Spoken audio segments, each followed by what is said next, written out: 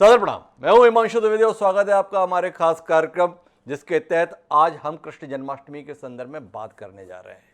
कृष्णाय वासुदेवाय हरे परमात्मने प्रणतः क्लेश नाशाय गोविंदाय नमो नमः। इस मंत्र के साथ हमने अपने बचपन को जिया है। बचपन से यह मंत्र हमारे लिए प्रेरणा का केंद्र रहा है। इसके माध्यम से हम यह स्मरण करते हैं कि भगवान कृष्ण की कृपा हमारे ऊपर बनी रहे। उन्हीं भगवान कृष्ण का आज जन्मोत्सव है जिसे पूरे देश भर में जन्माष्टमी के पर्व के रूप में मनाया जा रहा है। कृष्ण जी के जीवन चरित्र के साथ तमाम स्थान जुड़े हुए हैं। मथुरा में उनका जन्म हुआ, बचपन उनका वृंदावन में गुजरा, उसके बाद वह द्वारका तक पहुंचे और इस दौरान देश का कौन सा ऐसा हिस्सा है जहां पर कृष्ण लीला नहीं हुई। अलग अलग स्वरूप में भगवान कृष्ण के विभिन्न स्वरूपों का दर्शन मानव जाति ने किया, लेकिन जो स्थान वृंदावन का है वो किसी अन्य जगह का नहीं है। और वृंदावन में भी जो स्थान बांके बिहारी का है वो किसी अन्यत्र जगह का नहीं है। तो जन्माष्टमी के पावन पर्व पर हमने भी तय किया कि सीधे चलते हैं वृंदावन, और वृंदावन में भी बांके बिहारी, जहाँ के मुख्य अंग सेवाधिकारी गोपी गोस्वामी जी हमारे साथ इस पावन दिवस पर मौजूद हैं। तो गोस्वामी जी, आपका बहुत बहुत स्वागत इस पावन दिवस पर हमारे साथ जुड़ने के लिए। और आपसे सवाल की शुरुआत इस बात से है, कृष्ण जी ने तमाम स्थानों पर विभिन्न कार्य किए। मथुरा में तो उनका जन्म ही हुआ, वृंदावन के संदर्भ में उनकी लीलाओं को कौन भूलता है, द्वारका के संदर्भ में जो वो द्वारकाधीश कहलाए उसे कौन भूलता है। पर फिर भी दुनिया भर के करोड़ों कृष्ण भक्तों को जितना वृंदावन भाता है उतना कोई अन्य स्थान नहीं भाता। ये वृंदावन के संदर्भ में इतना आकर्षण, इतना समर्पण, इतना प्रेम कृष्ण भक्तों के मन में किस लिए? इसका कोई उत्तर आपके जहन में आया क्या? वृंदावन में ठाकुर जी का जो क्रीड़ा स्थली है, वृंदावन उनकी निकुंज लीला की स्थली है।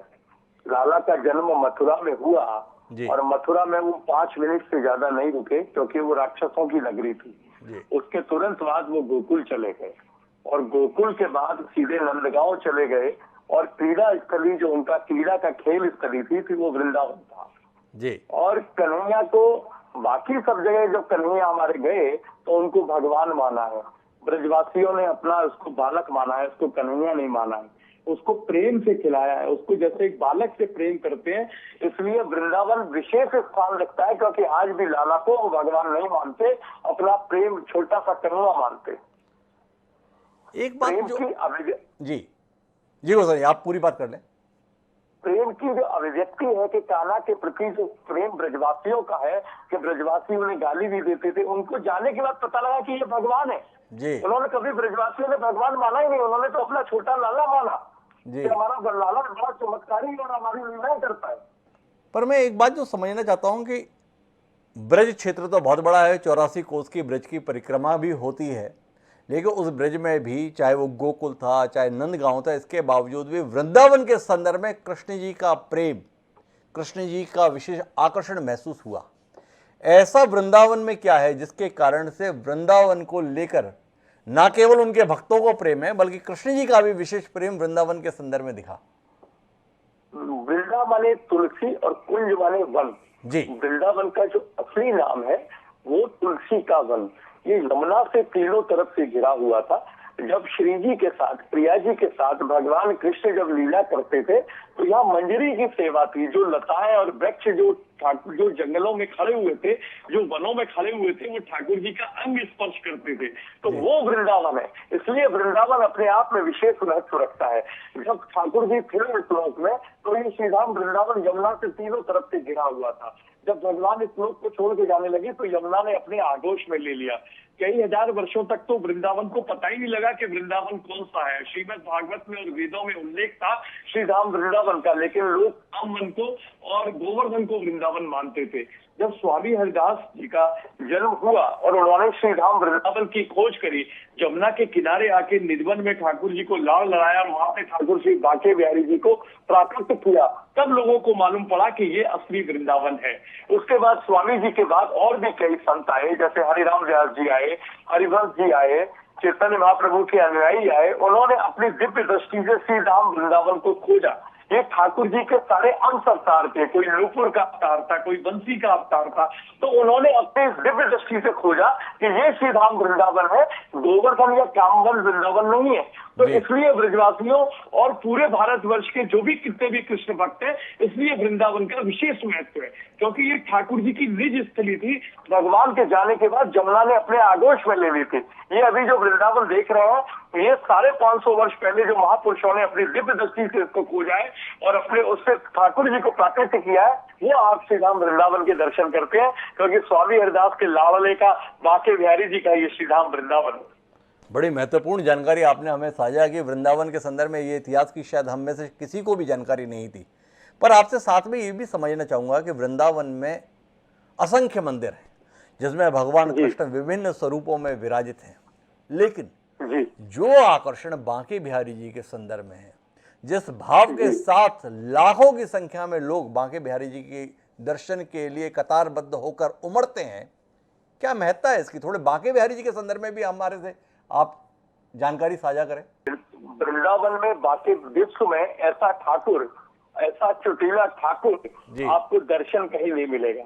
बिहारी जी में आज करोड़ों लाखों भक्त आते हैं और वो बिहारी जी के दर्शन करते हैं, और दर्शन करने के बाद उनसे पूछा जाता है कि आज बिहारी जी ने क्या पोशाक पहनी हुई थी या क्या श्रृंगार किया हुआ था, तो बिहारी जी के आकर्षण में वो कुछ नहीं बता पाते। वो कहते हैं कि हमने सिर्फ उनके मुख का और नेत्रों का दर्शन किया, उनकी आंखों में जादू है। बिहारी जी को जब स्वामी जी ने प्राकट्य किया वृंदावन में, तो स्वामी जी के लिए कहा जाता है कि हरि के पुजारी हरिदास ना होते तो वृंदावन में श्री बांके बिहारी ना होते जी। जी के लिए कहा जाता है, जो मेरे पीछे आप देख रहे हैं स्वामी हरिदास जी, जिन्होंने ठाकुर श्री बांके बिहारी जी को प्राकट्य किया, जिनकी वंश परंपरा में से 18वीं पीढ़ी में हो। हम लोगों का ये निजी मंदिर है, यहाँ हम सेवायत है कि कंठ बदी तुलसी की लरी, माथे पे चंदन रैन सजायो, उठाए के तान पूरा या नित्य जंगल में घनश्याम को बुलायो, यही सो या ब्रजमंडल में नाम श्री हरिदास जी पाए। जो कृष्ण की अनन्य लीला थी, जो भाव था, जो स्वामी जी पद गाते थे, बिहारी जी वही लीला करते थे। प्रिया उनके साथ गोदी में पीड़ा किया करते थे। तो समकालीन संतों को ठाकुर जी का साक्षात्कार सबसे हुआ, लेकिन स्वामी हरिदास जी विशेष वो थे कि जो प्रभु उनके साथ पीड़ा किया करते थे, जो वो राग गाते थे, वो ठाकुर जी लीला करते थे। जैसे कि हमारे बिहारी स्वामी जी गाते थे कि उनका अभी राधाष्टमी आ रही है, कृष्ण जन्म के 15 दिन बाद हमारे यहाँ राधाष्टमी उससे भी ज्यादा जोर से मनाई जाती है। लाला का जन्म तो अनूठा है, लाला का जन्म तो पूरा विश्व मनाता है, पर ब्रजवासी राधा जी का जन्म मनाते हैं। तो स्वामी जी एक बार पद गायन कर रहे थे कि बेनी गूथन कहा कोई जानो तेरी सो मेरी सो, मतलब ठाकुर श्री जी का श्रृंगार कर रहे हैं, उनकी छुट्टियां गूंथ रहे हैं और उनसे कह रहे हैं कि जैसा श्रृंगार मैंने आपका किया है, पूरे विश्व में ऐसा श्रृंगार कोई आपका नहीं कर सकता है। तो ये प्रिया प्रीतम का भाव था और स्वामी हरिदास जी इस भाव को गाते थे और ठाकुर जी उसी लीला का चित्रण करते थे। तो स्वामी हरिदास जी की जो भक्ति है, जहाँ नवदा भक्ति खत्म होती है, वो स्वामी हरिदास जी की भक्ति शुरू होती है। इसलिए श्री धाम वृंदावन का विशेष स्थान है। बड़ा महत्वपूर्ण बात आप कह रहे हैं, पर स्वामी हरिदास जी जिन पदों का गायन करते थे, आप उनकी 18वीं पीढ़ी हैं, तो क्या गायन के माध्यम से सेवा का जो अनुक्रम उन्होंने शुरू किया था उसे आप कायम रख पाए या वक्त के साथ उसमें कोई बदलाव आ गया? स्वामी बिहारी जी की सेवा रागों से, देखिए जो बांके बिहारी को जो टेढ़ा कहते हैं कि टेढ़ा, बांके बिहारी जी की जो उत्पत्ति हुई है वो रस की उत्पत्ति है, रागों से उत्पत्ति हुई है। बिहारी जी का जो असली जो जग प्रचलित है कि बांके बिहारी नाम है, लेकिन बिहारी जी का जो असली नाम है वो कुंज बिहारी है। कुंज में विहार करने वाले बिहारी जी, जो स्वामी हरिदास के लाल ने कुंज बिहारी श्री हरिदास जी हमारे कहा जाता है, लेकिन जग में प्रचलित है बांके बिहारी। तो ठाकुर जी की आज भी रागों से सेवा होती है, ठाकुर जी को लाड़ लड़ाया जाता है। और राधाष्टमी पे स्वामी हरिदास के जन्मोत्सव पे यहाँ पे बहुत सुंदर एक स्वामी हरिदास संगीत नृत्य महोत्सव का आयोजन होता है, जिसका स्वामी हरिदास महोत्सव के क्लासिकल शास्त्रीय संगीत का सबसे बड़ा कार्यक्रम होता है, तो श्री धाम वृंदावन में आयोजित होता है। एक बांके बिहारी जी के मंदिर के संदर्भ में एक बात सुनने में आती है कि अमूमन जितने भी मंदिर होते हैं उन सब में मंगला आरती की परंपरा होती है, लेकिन बांके बिहारी जी का मंदिर ही ऐसा मंदिर है जहाँ पे मंगला नहीं होती है। ऐसा कुछ है क्या, और अगर ऐसा है तो क्यों है? ठाकुर जी के, हमारे जो स्वामी हरिदास जी का जो बिहारी जी को लाल लाने का तरीका था वो सब संतों से अलग था। और बिहारी जी की जो मंगला आरती ना होने का कारण, जो साल में एक बार होती है, तो उसके लिए कहावत है कि जुट करे मंगला वो कभी ना हो तंगला। बिहारी जी की जिसने मंगला का दर्शन कर लिया, जीवन में उसको किसी चीज का अभाव नहीं रहेगा।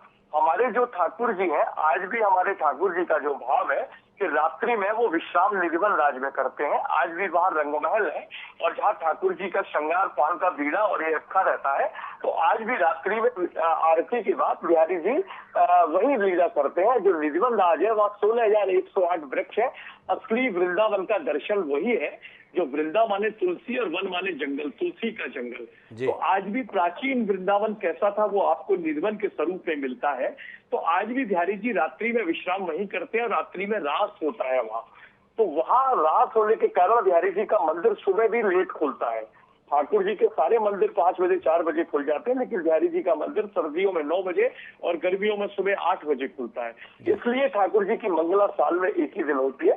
इसके पीछे और भी कई तथाकथित तथ्य हैं कि जैसे ठाकुर जी को पहले मंगला आरती होती थी और ठाकुर जी को रात करने में वहाँ थोड़ा सा विलम्ब हो गया। पुजारी जी मंदिर में पहुंच गए और उन्होंने बिहारी जी को उठाया, गर्भगृह खुला तो वहाँ देखा ठाकुर जी नहीं थे।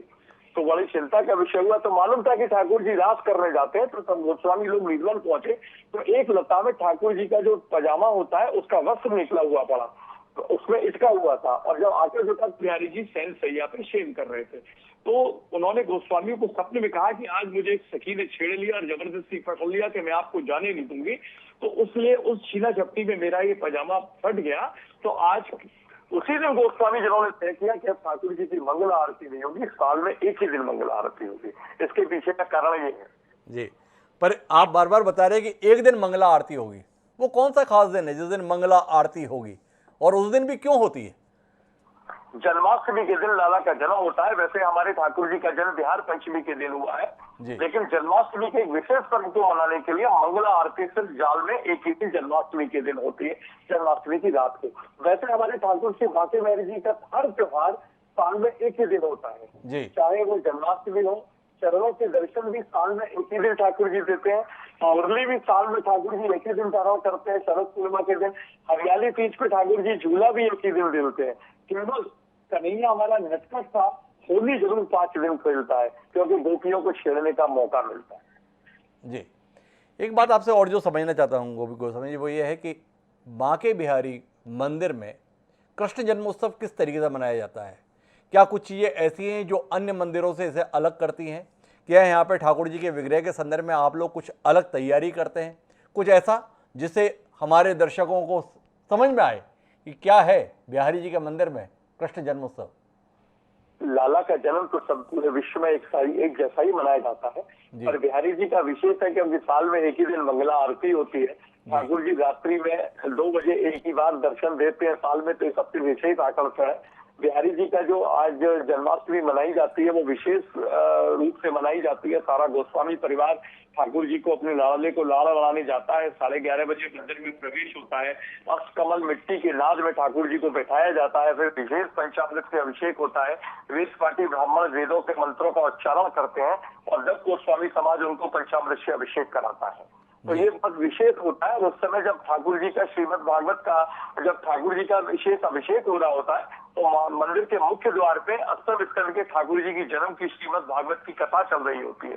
तो ये बड़ा विशेष संयोग होता है। ठाकुर जी का जो दर्शन होता है, तो वैसे ठाकुर जी आज ऐसे बालक के रूप में 2 बजे से सुबह 5 बजे तक जो दर्शन देते हैं कि पूरा विश्व इसको दर्शन के लिए आते हैं। हमारे जो मंदिर का चौक है वो ऐसा खुला हुआ है कि चंद्रमा भी दर्शन करता है ठाकुर जी। बड़े सुंदर बात आपने मुझे बताई। एक बात और आपसे जो समझना चाहता हूँ वो ये है कि वृंदावन में कृष्ण जी के साथ में आप रुक्मिणी जी का उल्लेख नहीं करते, कृष्ण जी के साथ में आप सत्यभामा जी का भी उल्लेख नहीं करते हैं, बल्कि आप राधा जी का उल्लेख करते हैं। ये पूरी दुनिया में एक भगवान के संदर्भ में एक अलग ही किस्म की अभिव्यक्ति है। इसके संदर्भ में आपकी कोई दृष्टि तो होगी, आप वृंदावन में वास करते हैं, थोड़ा इसके संदर्भ में भी अपनी दृष्टि को हमारे दर्शकों से साझा करें। कि राधा भगवान कृष्ण की प्रेयसी नहीं थी या उनका प्रेम नहीं था, राधा उनकी आराध्य शक्ति थी। ये अपने समझने का तरीका है। ब्रजवासियों के लिए राधा भगवान कृष्ण से भी बड़ा स्वरूप है। हमारे बिना, हमारे जीवन में बिना श्री जी के कुछ नहीं। हमारी आराध्य श्री की। जी, लेकिन आपको इस बात की नाराजगी नहीं है कि आपके लिए राधा जी कृष्ण जी से भी ज्यादा महत्वपूर्ण है और कृष्ण जी अपने जीवन के बाकी काम करने के लिए राधा जी को यहाँ अकेला छोड़ गए? इस बात को लेकर आप लोगों को खिन्नता नहीं आती, नाराजगी नहीं होती, शुद्धता नहीं होती? ये ठाकुर जी की लीला, ठाकुर जी को लीला करनी थी। कृष्ण भगवान ने, आज भगवान को, कृष्ण को क्यों भगवान माना गया है? भगवान राम मर्यादा में रहे। कृष्ण ने ऐसा कोई काम नहीं है जो कृष्ण ने ना किया हो। जेल में उनका जन्म हुआ, 2 माँ 2 बाप, गोपियां छेड़ने का आरोप उन पे लगा, चोरी का आरोप उन पे लगा, रण छोड़ के वो भागे। दुनिया में ऐसा कोई गलत काम नहीं है जो ठाकुर जी ने ना किया हो, लेकिन फिर भी वो ठाकुर ने सबके आराध्य, मन में उनके प्रति उतनी ही श्रद्धा है। ये ठाकुर कृष्ण का, भगवान का चरित्र था, हमारे लाले का चरित्र। इसका भी लोगों पे जवाब नहीं कि ठाकुर ने सारे बुरे काम उस समय जो थे वो किए। उन्होंने सबको संदेश दिया कि जेल में पैदा होना बुरा नहीं है। जी,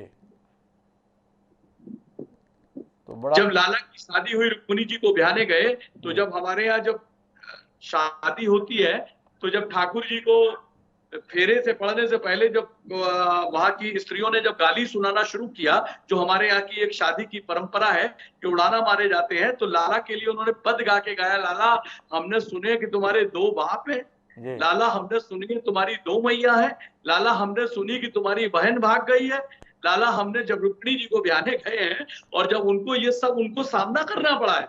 जी, तो ऐसा अद्भुत चरित्र कृष्ण जी के संदर्भ में है। मैं अपनी बातचीत को आखिरी दौर में ले जाना चाहता हूँ और आपसे जानना चाहता हूँ, कृष्ण भक्तों के लिए बांके बिहारी मंदिर के मुख्य अंग सेवा अधिकारी गोकुल स्वामी जी का क्या कुछ संदेश है? क्या कहना चाहेंगे आप जन्माष्टमी के इस पावन पर्व पर?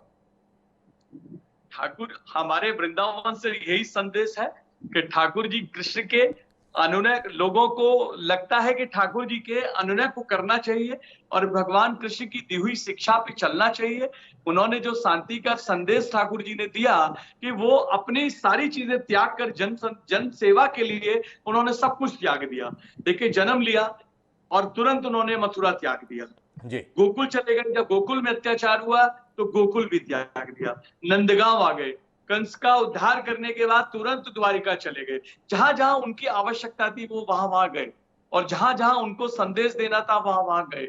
तो ठाकुर जी की उसी लीला को हमको अनुसरण करते हुए कृष्ण का जो चरित्र है कि ठाकुर जी का जो राधा के प्रति उनकी श्रद्धा थी, जो अकाट्य ब्रजवासियों के प्रति जो श्रद्धा थी, जो द्वारका वासियों के प्रति थी, जो मथुरा वासियों के प्रति थी, वो एक समान थी। तो सबको एक समान दृष्टि से देखना चाहिए और ठाकुर जी की लीलाओं का अनुकरण करते हुए अपना जीवन यापन करना चाहिए। बड़ी सुंदर बात कही गोपी गोस्वामी जी ने। उन्होंने कृष्ण चरित्र को अध्ययन करते हुए उनके जीवन से प्रेरणा लेने की बात कही है। जन्माष्टमी के संदर्भ में केवल उनकी पूजा कर लेना मात्र पर्याप्त नहीं है, बल्कि उनके जीवन से प्रेरणा लेकर अपने जीवन को भी उन जैसा आगे बढ़ाने की कोशिश होनी चाहिए। आपका बहुत बहुत धन्यवाद व्यस्तता के इन क्षणों में हमारे साथ जुड़ने के लिए गोपी गोस्वामी जी, और कृष्ण जन्माष्टमी की आपको भी ढेर सारी बधाई। तो दोस्तों, ये था हमारा संवाद बांके बिहारी के मुख्य अंग सेवा अधिकारी गोपी गोस्वामी जी से, जिन्होंने जन्माष्टमी के पावन पर्व पर तमाम व्यस्तताओं के बावजूद भी हमारे से जुड़ने के लिए समय निकाला। तो आज के इस कार्यक्रम में इतना ही, फिर मिलेंगे जल्द ही किसी नई शख्सियत